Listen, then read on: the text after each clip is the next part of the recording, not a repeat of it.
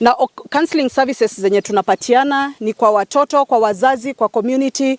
That is what we will be doing continuously, na ndio tumekuwa tukifanya na ndio tutaendelea kufanya. Jambo la pili, tumeset up a tracing desk, iko ile pande ingine mkono huyu mwingine, na kwa hiyo tracing desk tutaweza kuwaunganisha kwa wale ambao tutawapatia baadaye, mtakuja kwa tracing desk. Wale ambao wako kwa hospitali tutaweza kuwaambia ni nani na tuweze kuwaelekeza vile mtaweza kuwa access. Guru members of the public, wale ambao walitokea hapa na wakakuja kusima ile moto iliweza kusimwa. Vile situation iko pale, kama vile mnaona hiyo dormitory ya boys ilikuwa na wanafunzi around 152 ambao walikuwa pale ndani, na mimi mwenyewe nikitoka Nyeri nilipitia Nyeri General Hospital, pia nikaweza kuona wale ambao walikuwa pale hawako hali mbaya sana, walikuwa wamechomeka kidogo, na mmoja ndiye alikuwa kwa hali mbaya sana ambaye alipelekwa kwa Kenyatta National Hospital Annex pale Othaya. Ni kwa sasa kitu cha kwanza ningetaka tuombe, tutulize nyoyo, tuweze kujua kini hasa ambacho kimetatiza haya mambo, ndio tuweze kusaidiana kutoka pale. Red Cross nao waendelee, na pia I think my medical team watakuja na waongezeke ndio waweze kuwa hapa, tuweze kuendeleza mambo haya, yakiwa ni mkasa ambao kuna wale wameathiriwa directly, kuna sisi ambao nasi tumeguzwa na haya mambo. Kwa hivyo sisi wote tuwe tumeshirikiana na tusaidiane, tuhakikishe kwamba mambo kama haya hatutaweza kuyapata tena. Kwa hivyo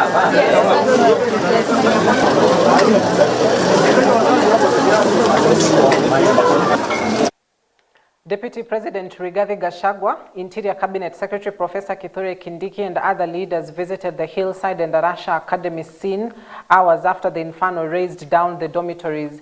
Leaders have called for calm in the country, calling on Kenyans to allow investigations into what caused the inferno to be concluded. That the government will provide all the information as soon as it is available to us, to the public and to the affected persons, and there is nothing to hide. But at the moment, they are still, we are piecing together the information. What we know up to now is that some of the children tried to escape the tragedy, and they ended up being hosted by neighbors and the community around. And so there are some children who are still alive and well, but they are of course traumatized, and they are in the hands of those who gave them refuge last night in that early morning. There are others also who have been picked by their parents, but definitely we have lost some children. It is extremely painful for any parent to lose their children in this manner, but this is what has happened. Now, Kenyans from all walks of life, led by President William Ruto, Deputy President Rigathi Gachagua and ODM party leader Raila Odinga have mourned the 18 children that were killed in the Thursday night inferno at Hillside and Arasha Academy in Nyeri. Now, President William Ruto, through a tweet, and I quote, says, "The thoughts are with the families of the children who've lost their lives in the fire tragedy at the Hillside and Arasha Academy in Nyeri County. The news is devastating. We pray for speedy recovery to the survivors." And he goes on to say the government, under the Ministry of Interior and Coordination of National Government, is mobilizing all the necessary resources to support the affected families.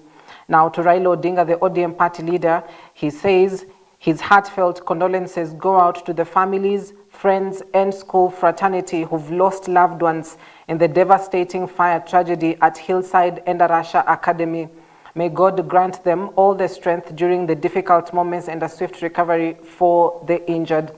Now, to former President Uhuru Kenyatta, who tweeted and said His Excellency President retired Uhuru Kenyatta has expressed his deepest condolences to the families, friends and the entire community of Hillside and Endarasha Academy in Kieni, Nyeri County, following the devastating fire that claimed the lives of the 16 innocent pupils and left several others injured.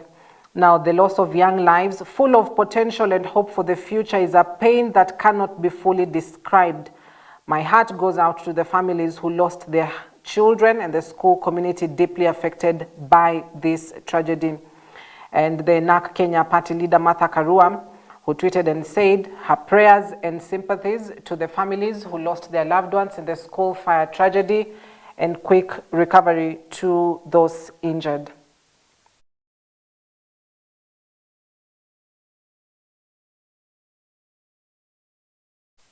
Now, Kenya has a history of school fires, many of which have turned out to be arson.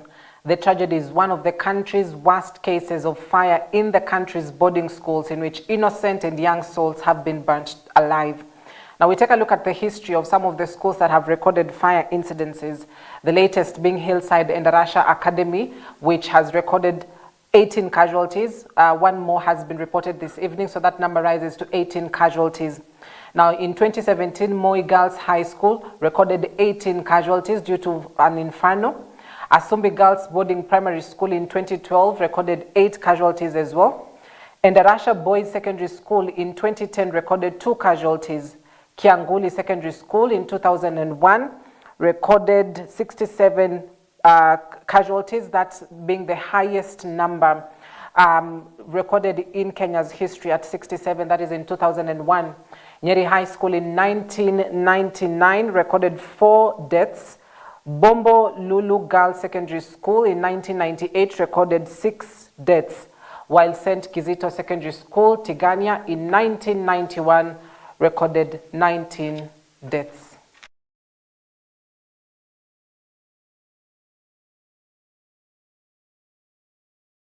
All right, quite a grave history right there on Kenya's inferno cases in high schools and in schools as well, both high school and primary schools. And so we will be keeping tabs with that because it is a developing story. About 14 students are still injured, are still recovering in hospitals. There have been reported cases as well of students who were picked up by their parents, and others are still yet to be picked up and are with the community. And so it keeps on developing, and we'll be updating you as and when new information gets in our subsequent bulletins. But we switch gears to something else as well that affected a lot of Kenyans. Now, Kenya Power has restored power supply to parts of Central Rift, Nairobi, North Rift and Western regions following a widespread outage that lasted several hours on Friday. The 2 blackouts come after Energy Cabinet Secretary Opiyo Wandayi demanded a report from Kenya Power on technical, operational and human capacity of the power system and also steps to address the national blackouts in the country. Kenyans, however, have questioned why 2 nationwide blackouts would occur in less than a week, demanding answers from the relevant offices. The board and management of Kenya Power, if implemented to the fullest possible extent, will have a very, very positive impact in terms of the capacity of the institution to deliver on its mandate, to execute its mandate for the benefit of the people. But going forward, we will be seeing more and more focus on the customer. In other words, Kenya Power has committed to enhance its communication processes so that at every one instance there is that communication between the company and its end users, for the customers. And there's a mechanism for harvesting feedback and acting on the same in a timely manner.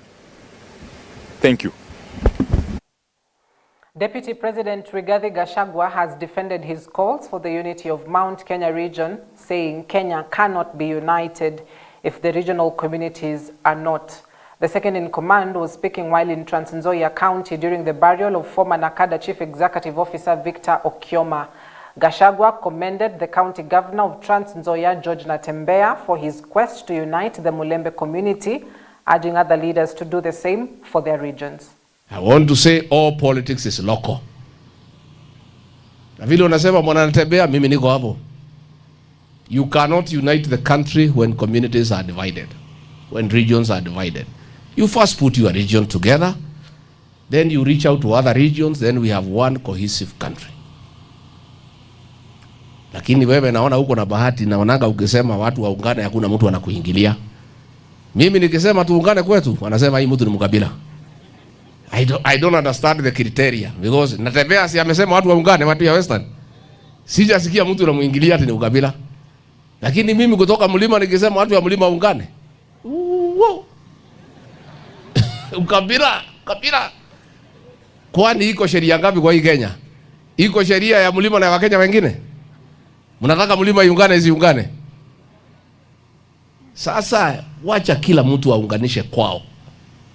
Then we all join together for one cohesive country. And CS Eugene, I have heard you. Don't worry my brother. Kwa hii serikali hii, mimi ndio mwenyewe niko ndani. Hata kukija kamia gani, mimi ni chuma ya zamani, niko huko ndani. I'm inside. Hii serikali sinilipigania. There is no way I can move even an inch. Hakuna nafasi ya kusoka hata inchi moja. Wale rais ameleta tumewakaribisha tufanye kazi pamoja for one country. A section of lawyers have come out to strongly denounce the kidnappings of Kenyans who have until now not been found, accusing the government of turning a blind eye on the issue. Led by lawyer Steve Mbugua, who is also a member of the Law Society of Kenya, he strongly criticized the actions of principal government officials, including the Acting Inspector General of Police Gilbert Masengeli, who ignored court orders in an effort to find 3 missing persons from Kitengela. The president of the Kenya School of Law students, Joshua Okayo, criticized President William Ruto for claiming that he has not received any information about any kidnapping, saying that those claims indicate the president's lack of understanding of what is happening in the country. Okayo, however, wanted strong strategies to be put in place and laws as well to be amended to deal with cases of kidnapping. We witnessed yesterday where the Acting Inspector General of Police failed to honor the court orders on the excuse that he is attending serious meetings and workshops in Mombasa, and yet there was a court order issued on 23rd of August, on 26th of August again, and on 3rd of September. And he never appeared. 6 times he was summoned by the court to appear, and he failed to appear in court. A clear disregard of the rule of law, a clear disrespect to the judiciary, and a clear disrespect to the Constitution. That has emanated to the serious abductions we have been seeing and forced disappearances. Right now we don't know the whereabouts of Bob Jagi. We don't know the whereabouts of Nadine Longton. We don't know about his brother Jamil, where he is. All those were arrested because of protest in Kitengela, and nobody knows their whereabouts. When the Inspector General of Police is called upon to explain the whereabouts of these persons, he does not appear and instead disrespect the court system. And the question we ask ourselves ni, kama hawa hawaheshimu sheria, sisi kama wa Kenya, where do we stand? What is our fate as young people? When as we gather to try and find a number of youths who've since gone lost and have not been found, the president has the audacity and the temerity to tell the people of Kenya that he is not aware of anyone who has been abducted, and should there be any such case, then it should be reported to him. Number one, this is a person who doesn't know what is happening in his country, and if he does know and he is ignoring that fact, then that means he's the one behind these abductions. So it is time we raise our voices higher and speak to the kind of disregard of the Constitution and the Bill of Rights that is happening in Kenya right now. And I think it's incumbent we make it known that Kenya has not ratified the international instrument on enforced disappearances. And this must be done with immediate effect. I think it's time we ratify this instrument. It's important to lead us in a way to try sanitize the country or get the country clean off these abductions and enforced disappearances. At the same time, we need a national or rather a local instrument, and that means there should be an act of parliament that speaks to enforced disappearances and abductions in this case. National Assembly Clerk Samuel Njoroge has met the new Attorney General, Dorcas Oduor, over a bill seeking to provide a legal framework for public participation thanks to an intergovernmental initiative that is supported by the National Assembly and the Office of the Attorney General, among other stakeholders. Njoroge updated the Attorney General on past parliamentary efforts to develop this crucial role to ensure citizens' direct involvement on decision-making, especially on matters affecting them. Thank you. We are conscious that in the National Assembly, and there are about 4 bills now providing for the procedure for public participation. Those bills are drafted following requests by individual members and committees, and they are at various stages in the National Assembly. The Speaker of the National Assembly did instruct me as the clerk to look for a way of either harmonizing or drafting a separate piece of proposal that will speak to public participation, not just by Parliament, but also by the other organs in the national government, including the judiciary, of course, houses of Parliament, and also the executive and its different organs. This represents an important milestone in the legislative and democratic process. My office now assumes the responsibility of attending to the draft, the spruced version of which will in due course be returned for further vetting by the House. The rationale of the bill lies in the constitutional imperatives of inclusive, participatory, transparent, and accountable governance. We are called upon to further refine the draft with these principles in mind and taking into account all stakeholders' engagement and interests. On top of the list would be the jurisprudential match, which continues to enrich our drafting skills. In turn, the larger public interest and trust are accordingly achieved.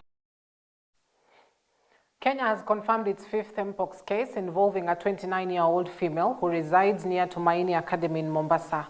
In a statement, Health Principal Secretary Mary Muthoni explained that the female got the virus from her spouse, who was the 4th confirmed case in the country and is currently admitted in Nakuru. The female was admitted at the Coast General Hospital on August 28th after tests turned positive, and she was isolated at Utange Hospital's Mpox Isolation Center. Mpox or monkeypox is a viral disease that is spread through direct contact with an infected person. It consists of symptoms such as body rash, high fever, enlarged lymph nodes, headache, fatigue, muscle and body aches, and back pain. We confirmed the 5th case this week of Mpox in the country. It was involving a 29-year-old female from Mombasa, a resident of Mombasa. And the patient has been seen at Coast General Hospital. That is on the 28th of August. And the patient is currently in isolation at Utange Hospital, Mpox Isolation Center. So while the patient has no recent travel history to a country reporting Mpox case, the spouse had recently traveled to Rwanda and returning on 24th of August. So he's also hospitalized with similar symptoms in Nakuru and is the 4th confirmed Mpox case in the country. Now, Acting Inspector General of Police Gilbert Masengeli says investigations are underway to unravel the cause of the dawn fire that claimed 17 lives at the Hillside and Arasha Academy. Speaking during a consultative security meeting in Mombasa between police and county bosses, the IG said teams are already on the ground collecting evidence. He at the same time assured Kenyans of their security. He further committed that the fight against drug syndicate has gained momentum and those who are behind the illegal business will be arrested. The acting IG further assured Mombasa residents police officers in Mombasa are tracking down criminals behind a phone theft syndicated cartel being orchestrated using tuk-tuk and boda-boda, disguising themselves as public transport operators. Our coming here was to have an interaction with the regional police security committees and the county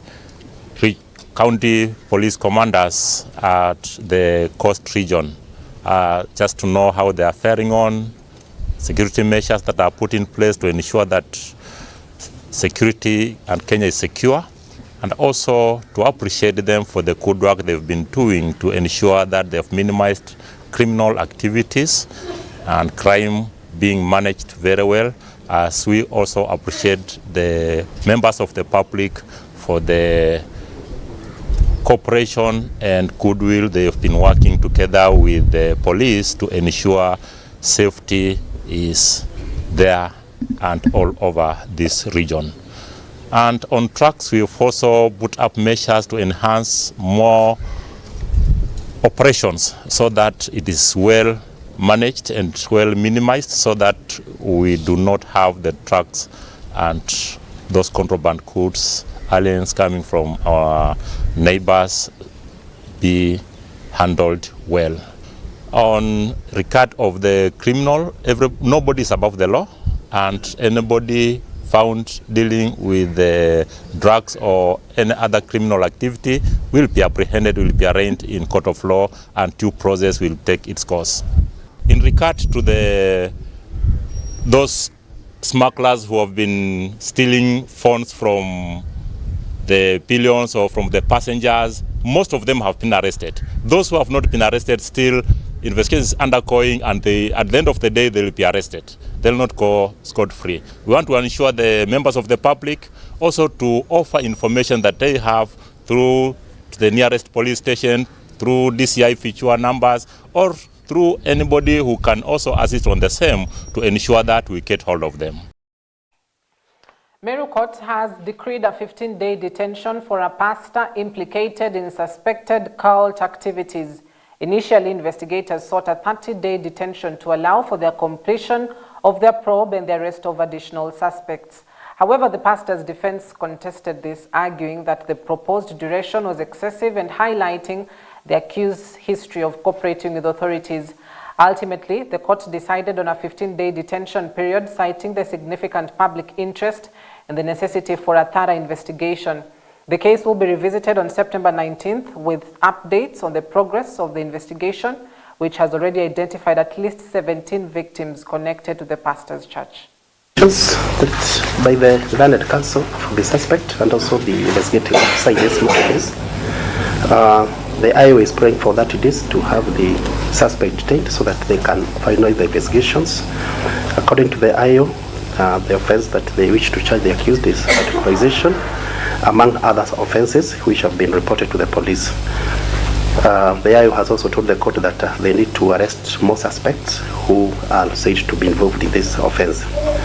Counsel for the suspect opposes the application on the basis that one, the 30 days are too many, and number two, that the accused has always been complying with the order directions of the police, and that he has a fixed place of abode which is not within Kiajai but Tigania Western. So I've considered both the submissions by the IO and also the learned counsel. It is no doubt this is a public interest case, and from the look on the face of the application, I'm persuaded that more time will be required to have the police finalize their investigations. So in the circumstances of the case, I do order that the accused or the suspect shall be held for 15 days at Tigania at Tigania police station, so that the police would be able to update this court how far they will have gone with the said investigation. So 19th, further orders of the court. So we'll come back on 19th of this month so that the court will give further directions. The police will be able to tell the court how far they have gone in these investigations. So those are the orders. If need be, orders, the directions will be given by the court at that time.